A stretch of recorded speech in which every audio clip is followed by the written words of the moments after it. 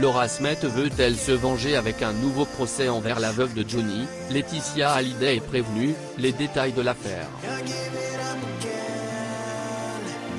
Procès, depuis le mercredi 15 juillet, rien ne va plus entre la famille de Johnny Hallyday. Quelques jours seulement après la conclusion d'un accord définitif entre les héritiers du rocker, Laetitia Hallyday, dans un entretien pour Paris Match, a parlé d'une forme d'apaisement au sein d'eux. Une déclaration qui ne plaisait pas du tout à Laura Smith. Un accord dans ce procès qui semblait définitif selon Laetitia Hallyday, selon une journaliste de M6, mais qui ne le serait pas pour les avocats de Laura Smith, qui envisagent actuellement une noue.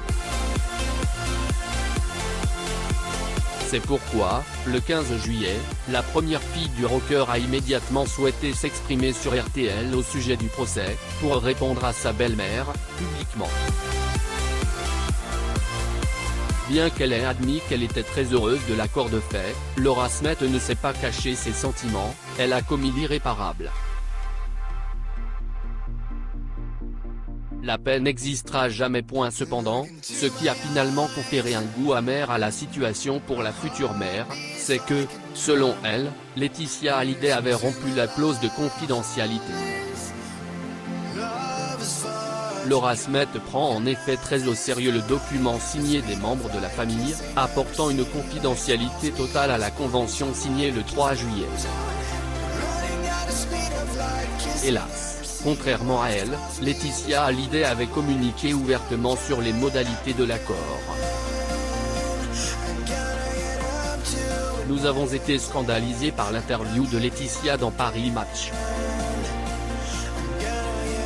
Ils accusent la femme de Johnny du non-respect de la clause de confidentialité qui entoure l'accord d'héritage.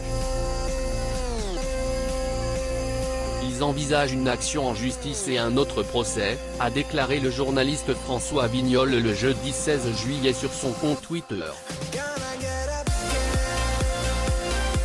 La clause de confidentialité trahit, le point de départ d'une nouvelle action en justice? Pour le journaliste de M6, Laura Smith a reçu jusqu'à présent la moitié de son héritage, 1,5 million d'euros.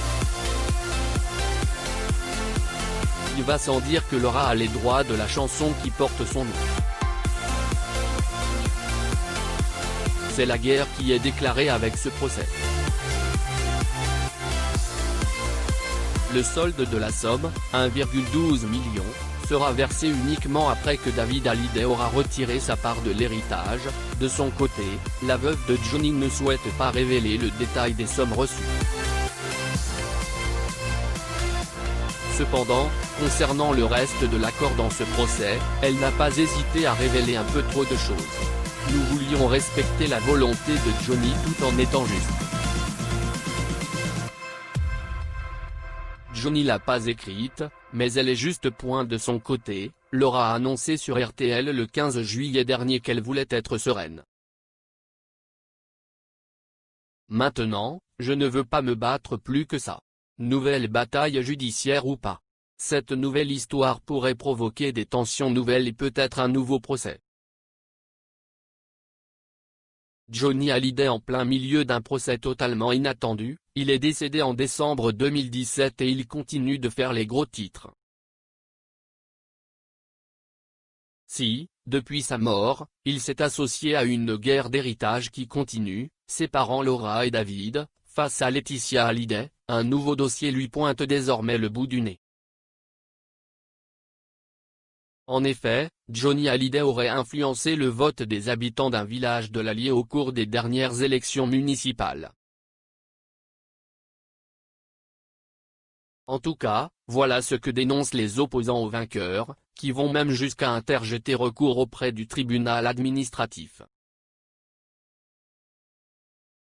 Au cours des dernières élections municipales dans la ville de la Petite Marche, Pierre Molina, qui avait accompagné Johnny Hallyday à plusieurs reprises lors de concerts, a inscrit son nom sur une liste.